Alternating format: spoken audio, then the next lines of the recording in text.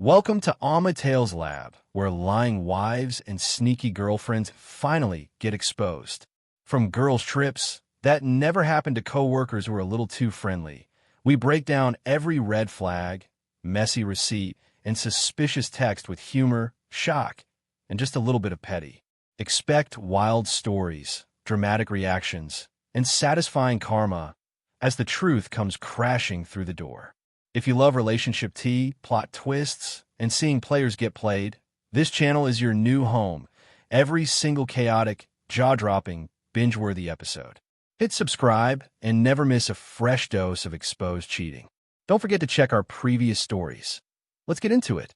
The cruel thing she did was bring her lover to my office in downtown Baltimore, stand in front of HR like she owned the building, and announce that I was about to be evicted from my own life, like my marriage, my home, and my dignity were all things she could repossess with a smile. Her lover stood beside her, physically present, dressed like it was an event, watching my face for entertainment while my coworkers stared. She did not look nervous. She did not look sorry. She looked proud, like humiliation was a gift she couldn't wait to unwrap in public. Here's how it happened. For most of our marriage, I was the kind of man who believed love meant showing up before you were asked. My name is Malcolm Pierce.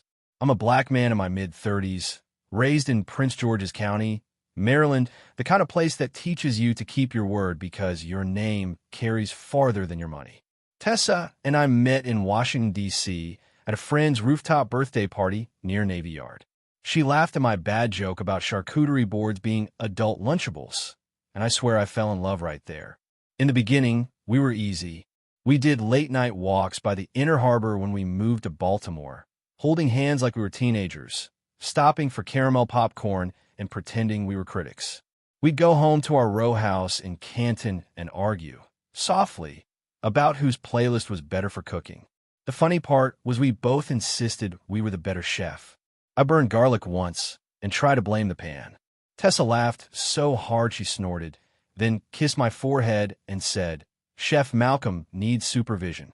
I love that laugh. I built whole days around trying to hear it. I'm not saying I was perfect. I worked long hours as an operations manager at a mid-sized tech company near Harbor East. Sometimes I brought stress home on my shoulders, quiet and heavy. But I was steady. I did the practical things: mortgage payments, home repairs, oil changes, insurance renewals. I did the romantic things too. I learned her love language like it was a second job. Fresh flowers on Fridays, notes in her lunch bag, surprise brunch reservations, a necklace once, small and tasteful, because she mentioned liking rose gold in passing months earlier. When we hit our first rough patch, I didn't run. I leaned in harder. Tessa said she felt unseen, so I adjusted my schedule. I started leaving the office earlier twice a week and making dinner. I put my phone face down and asked real questions, not the lazy kind. I planned a weekend trip to Annapolis, just one night, so we could feel like us again. We ate crab cakes, took pictures by the water, and she smiled at me like the old days. That night, she rested her head on my chest and whispered, "I don't want us to drift." I promised we wouldn't. The drift still came, slow and sneaky. Her hugs got lighter. Her eyes got distracted. She started guarding her phone like it had secrets and teeth. When I asked what was wrong, she told me I was imagining things. When I asked again, she accused me of interrogating her. Tessa was smart with words, sharp enough to make a question feel like a crime. I tried counseling. I found a black therapist in Towson, someone who understood pride and pressure.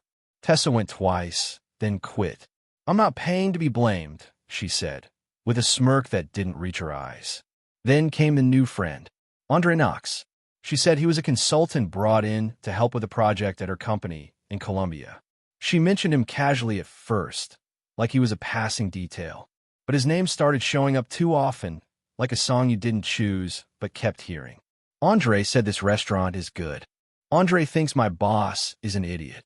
Andre laughed so hard at my story today. She would say it like she wanted me to notice.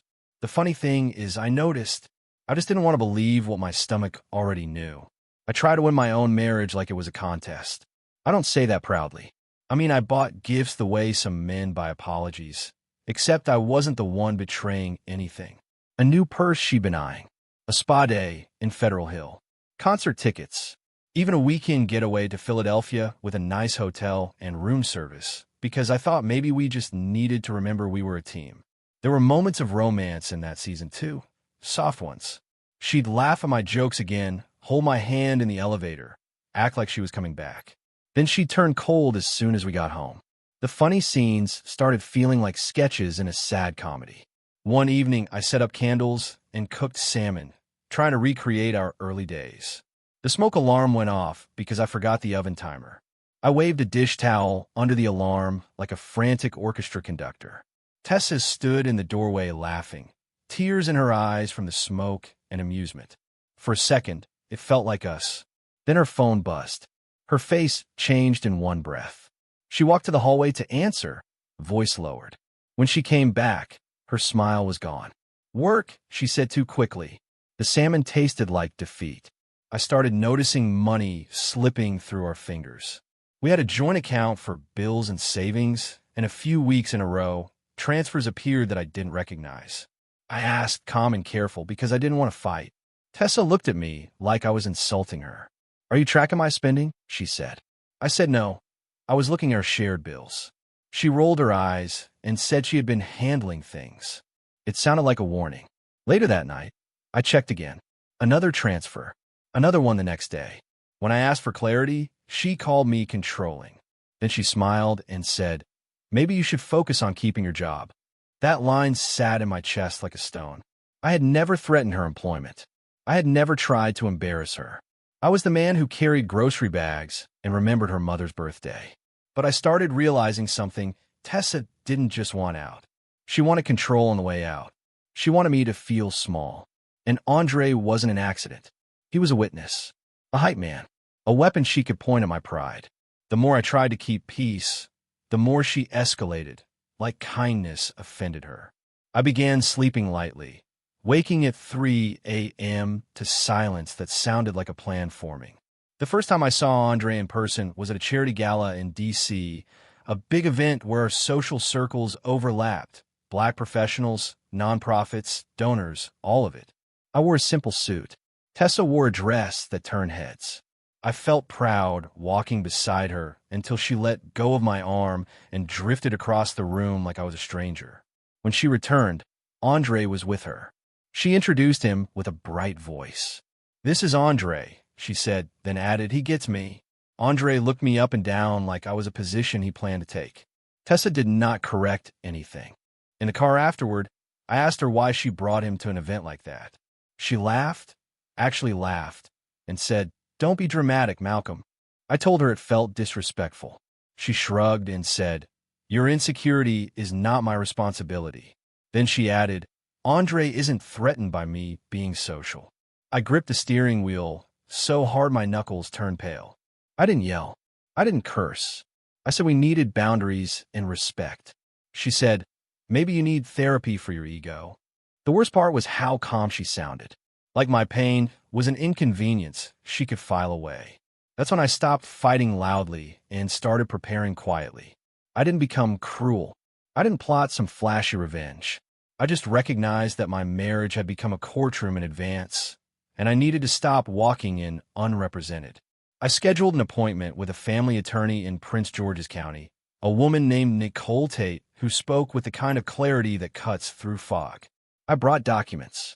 Mortgage statements, bank records, my pay stubs, the deed.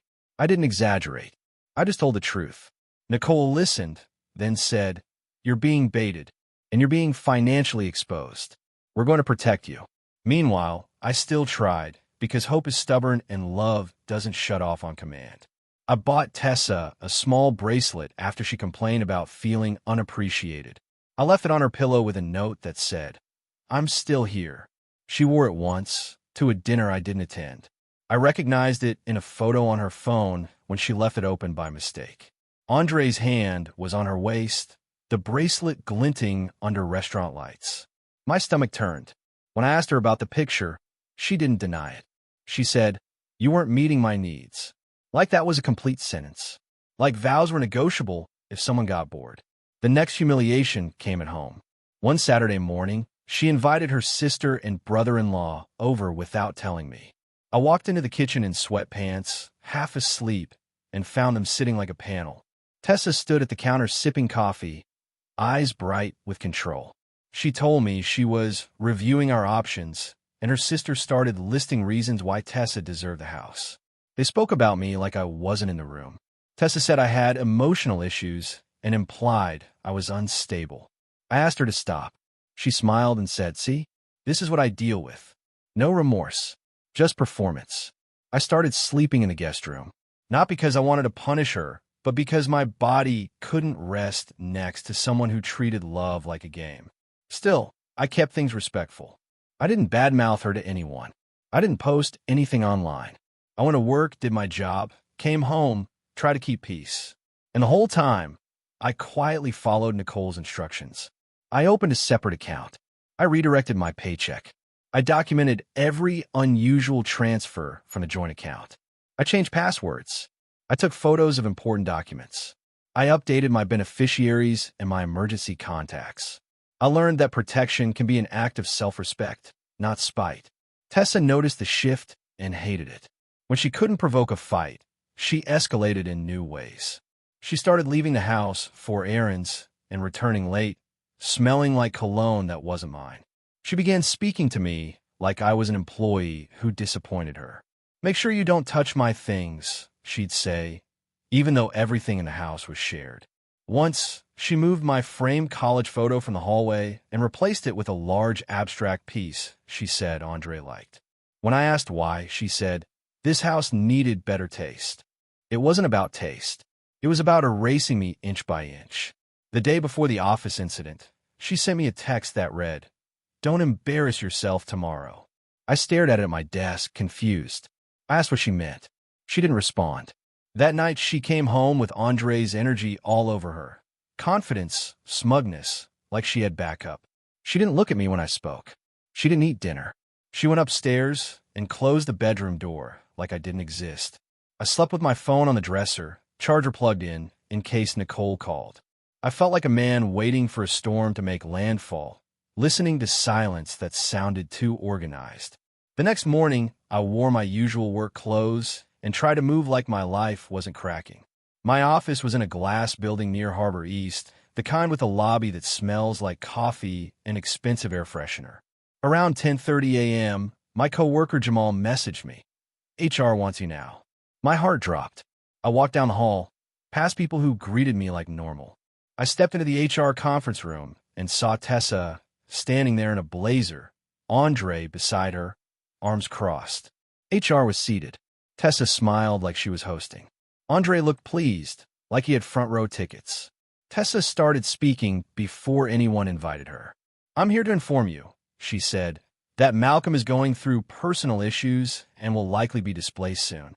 Then she looked at me and said, loudly, "You're going to be evicted from your own life." Andre chuckled under his breath. I felt heat rush to my face. I could hear my pulse in my ears. My first instinct was to explain, to defend myself, to beg my own reputation not to be stolen. But Nicole's voice echoed in my head. "Don't argue in a room where the record matters." So I breathed, looked at the HR director, and said evenly, "I need this documented as a workplace interference attempt." HR asked Tessa for a court order. She scoffed like the question was beneath her. "I'm his wife," she said. "That should be enough." Andre leaned closer, smug as ever, as if marriage was a master key. The HR director shook her head and said, "Ma'am, without legal documentation, you cannot be here, and you cannot make claims about his employment." Tessa's smile twitched. She tried to pivot into accusations, saying I was unstable, irresponsible, unfit. Andre nodded along like a puppet agreeing with the script. HR called security. Security arrived calmly, professionally. They asked Tessa and Andre to leave. She didn't apologize. She didn't look ashamed. She glared at me like I had embarrassed her by not collapsing. After they were escorted out, the HR director offered me water and asked if I felt safe. I said yes, but my voice sounded far away. My hands shook slightly under the table. Jamal texted again. "You okay?" I couldn't answer. I walked back to my desk and sat there staring at my monitor, not seeing anything. That humiliation wasn't just personal, it was strategic. Tessa had tried to damage my income, the one thing that kept me stable. She wanted to make me look weak in a room where weakness gets punished. And Andre, he didn't just participate. He enjoyed it, like my pain was entertainment. That afternoon, Nicole emailed me 2 words, "We file." I left work early and met her in her office in Largo. She laid out the options like a blueprint. Separation paperwork, motion to preserve assets, documentation of harassment, a request for a protective order if needed. She told me, "Your marriage is already acting like a hostile takeover. We're going to stop the bleeding." I signed what I needed to sign. It wasn't dramatic. It was quiet, like turning a key in a lock. While I walked back to my car, I sat in the driver's seat and finally let my face fall. I didn't cry loudly. I just felt empty, the way a room feels after furniture is moved out. At home, Tessa acted like I was the villain for involving an attorney, even though she had brought her lover to my office like a trophy. "So you're really doing this?" she said, lips curled. Andre wasn't there, but his influence was. I told her I wanted peace and fairness. She laughed and said, "You want control. That's your problem." She never once said sorry. She never once asked how I felt. She kept calling me soft, like kindness was a weakness she could mock. I slept in the guest room again, staring at the ceiling, wondering how someone could know your heart and still aim at it. The next weeks were brutal. Tessa started telling people I was abusive, emotionally, financially, spiritually, whatever word she thought would stick. Her mother called me and said, "I always knew you weren't enough for her." Her brother sent a message that said, "Do the right thing and leave the house." It felt like my own life had been invaded by a committee that hated me. At work, I kept my head down. I didn't share details. I just showed up and performed, even when my mind was a storm. Every time my phone buzzed, my stomach tightened. I was living in a constant flinch. In the middle of that pain, memories kept ambushing me. Romantic ones, funny ones, the kind that used to be warm. Like the time I planned a surprise picnic at Patterson Park, and Tessa showed up in heels because she thought we were going somewhere nice. I had to improvise, carrying her on my back across the grass because her shoes sank into the dirt. She laughed and called me ridiculous. I remember her arms around my shoulders, the way she smelled like vanilla lotion, the way the sun lit her face. Those memories hurt because they made me question reality. Was that woman real? Or was she always this, and I just didn't see it? The legal process moved like a slow train, but it was moving. Tessa tried to drain the joint account again, and Nicole's filing helped freeze what remained. Tessa tried to claim the house was hers, but the deed and the payment history didn't support her fantasy. Tessa tried to force me out by turning the home hostile, changing locks once, leaving my belongings stacked near the door, turning off the internet to disrupt my remote workday. Each time, I documented it. I kept my voice calm, not because I was okay, but because I understood something important. Calm creates credibility. Tessa was playing for drama. I was playing for outcome. Andre popped back up at another big event, this time a friend's wedding reception in D.C. He arrived with Tessa like they were official. They walked in late, making sure people noticed. Tessa smiled at acquaintances and introduced Andre boldly. When she saw me across the room, she leaned into Andre's arm and smirked. Andre raised his glass slightly like a salute. I felt my chest tighten, but I refused to give him a scene. I stayed polite, congratulated the couple, and left early. In my car, I sat in the parking garage and gripped the steering wheel until my hands stopped shaking. I realized they didn't just want to move on. They wanted me to bleed where people could watch. The court date arrived in Baltimore County, gray sky, cold air. Tessa walked in dressed like victory. Andre came too, sitting behind her like an accessory. He smiled at me once, slow and deliberate. Tessa's attorney tried to paint me as controlling, unstable, jealous. They implied I was a risk, that I should lose access to assets, that I should be removed from the home. Tessa looked at the judge with wide eyes and a steady voice, like she had rehearsed sincerity. She never once mentioned bringing her lover to my workplace. She never once acknowledged the money transfers. She told half-truths like they were full facts. And Andre sat there watching, entertained. Then Nicole stood up. She didn't perform. She presented. She submitted bank statements showing the transfers. She showed the text, "Don't embarrass yourself tomorrow." She referenced the HR incident as documented workplace interference, not gossip. She presented the deed and the payment records. She didn't call Tessa names. She didn't raise her voice. She just laid the timeline down like bricks. The judge asked Tessa questions, simple ones that required specific answers. Tessa tried to dodge. The judge asked again. Andre's smile faded. There's a moment when a person realizes charm won't save them in a room built for receipts. That moment visited Tessa, and she didn't like it. The judge issued temporary orders that hit hard and fast. Asset preservation, restrictions on contact at my workplace, clear rules about the home. Tessa's attorney tried to argue, but the judge's tone was firm. Tessa's face tightened. Andre shifted in his seat. When court ended, Tessa walked past me without looking, chin high like she was still winning. Andre followed, no apology, no remorse. Outside in the hallway, I heard Tessa hiss at Andre, "Don't just stand there." Andre didn't comfort her. He looked irritated, like consequences had ruined his day. That was the first crack in their little alliance. Reality isn't romantic when paperwork shows up. After that, Andre started disappearing. Calls went unanswered. Texts left on read. The same man who enjoyed humiliating me did not enjoy watching Tessa lose control in court. Tessa tried to pull him back with louder affection, more public appearances, more forced smiles. But a man who lives for spectacle runs from accountability. She called me late one night, voice sharp, demanding I fix things. I didn't answer. She left a voicemail saying, "You're ruining my life." No apology for what she did. Just blame, like she was entitled to a clean exit while leaving me broken behind her. My suffering wasn't just emotional.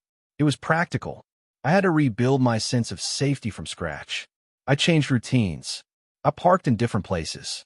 I asked building security at work to be alert. I stopped going to my usual coffee shop because Tessa liked showing up there with Andre. I lived like a man ducking ambushes, even though I had done nothing wrong. Some nights, I lay awake replaying the HR room in my head. The smirk, the laughter, the way my name sounded in her mouth when she tried to reduce me. I miss the idea of my marriage like you miss a home that burned down. You don't miss the ashes, but you miss where the couch used to be.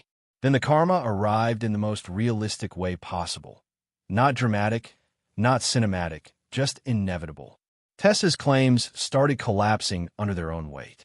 Her financial moves were questioned. Her workplace interference was documented. And because she kept escalating without remorse, showing up near my job again, sending aggressive messages, pushing boundaries, the court tightened restrictions. She wasn't thrown in jail or publicly shamed. It was worse for her ego. She was contained. Controlled by rules she couldn't charm her way around. She had wanted to control me. Instead, she became the one legally restrained by her own behavior, forced to operate within limits she didn't choose. Tessa tried to regain power through the house. She demanded I leave, said she needed space, said she deserved comfort. The court orders didn't allow her to force me out the way she planned. She hated that. One afternoon, she stood in the doorway of the kitchen and said, "You really think you're going to win?" I told her quietly that this wasn't about winning. It was about fairness and peace. She rolled her eyes and said, "Peace is for people who can't compete." Then she smirked and added, "Andre would never let a woman play him like this." I almost laughed, not because it was funny, but because the statement was so ignorant it bordered on comedy. Andre wasn't loyal. He was entertained. My transformation didn't come as a speech. It came as a private shift in my spine. I started lifting weights again at a small gym in Highlandtown, early mornings when the world was quiet. I started cooking for myself, real meals, not survival food.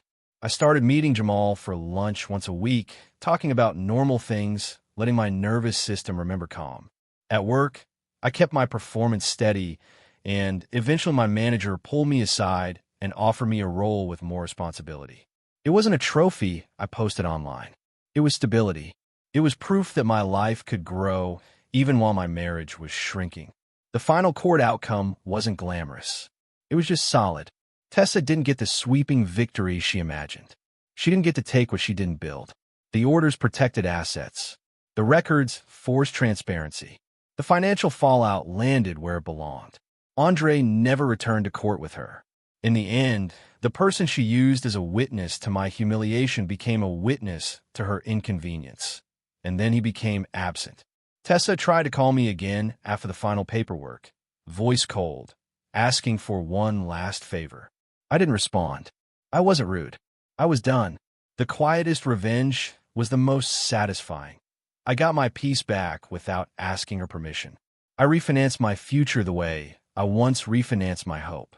I moved, privately, into a smaller place closer to work, clean and calm, with morning light in the kitchen and no memories hanging on the walls. I didn't throw away old photos in anger. I stored them in a box because I wasn't trying to rewrite history, just stop living inside it. I stopped buying gifts to earn love. I started buying groceries and time and silence. I started taking myself out for breakfast sometimes, sitting alone with a book, feeling my own company become a safe place. Sometimes I still remember the sound of her voice in that HR room, evicted from your own life, and I shake my head at the arrogance of it. She thought she could announce my downfall like it was a company update. She thought humiliation would make me disappear. Instead, it forced me to protect myself in ways I should have learned earlier. Karma didn't come as a viral moment or a public victory. It came as paperwork, boundaries, and the slow collapse of her control. Tessa never showed remorse. She didn't need to. The consequences spoke for her. And me? I didn't become famous. I became free. If you enjoyed this story, please like, comment, and share this video with your friends. Subscribe and turn on the notification bell so you never miss a powerful story drop.